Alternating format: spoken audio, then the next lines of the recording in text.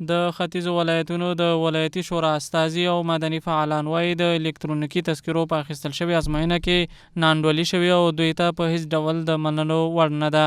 استازي وایي مرکزي حکومت همیشه د ختیځوالو سره د مور او میرې سلوک کوي چې دغه ازموینه یوه ښکاره بیلګه ده. دوی زیاتوي یا د ازموینه دې بیا او له هر چا دې په خپلې مورنۍ ژبه واخیستل شي.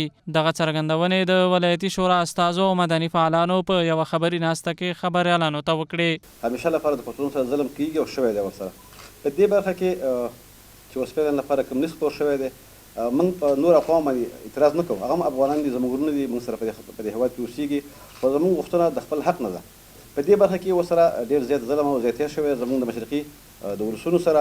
غوښتنه هم دغه ده چې دغه امتحان دغه کوم نتیجې ارزښت چې اوټ شوی دی دغه د مشرقي او خاص کر د کونړ د ولسونو په نمایندګۍ، چونکې زه د کونړ د ولایتي شورا د رئیس په صفت باندې د کونړ د ولسونو په نمایندګۍ باندې دغه امتحان موږ ته قابل قبول نه دی. دغه پروسه د اول نه تر اوسه پورې سیاسي وو او دغه پروسه چې شوې دي دغه امتحان موږ غیر عادلانه بولو او غوښتنه هم دغه دی چې دغه پروسه د بیا تجدید نظر وشي او زموږ خاصتا د رئیس جمهور نه احترامانه غوښتنه ده چې د مشرقي ولسونو ونډه په دې کې په نظر کې ونیسي. زموږ د نورستان ولایت یو نفر هم په دغه لیست کې موږ نه لرو. بنان دغه یو بې انصافي بولم.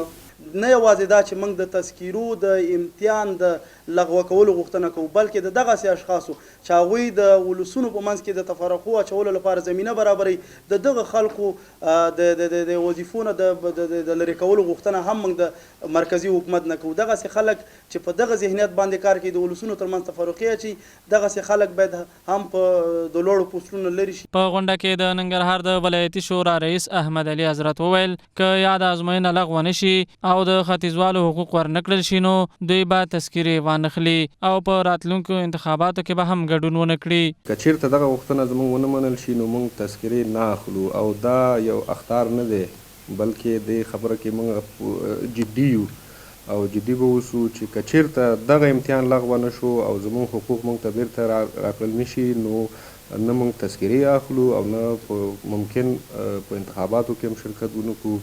نور تصمیمونه زموږ بعدي دي، خو دغه کوم لیست چې خپور شوی دی بیا هم وایم چې موږ ته د منلو وړ نه دی. هیره دې نه وي چې په الکترونیکي تذکرو کې د افغان او اسلام د کلمو پر سر کړکېچ نږدې 2 کاله دغه لړۍ پټه په درولې وه چې اوس یې د ګمارنې په پروسه کې د ناانډولیو پر سر ناندرۍ راولاړې شوي دي.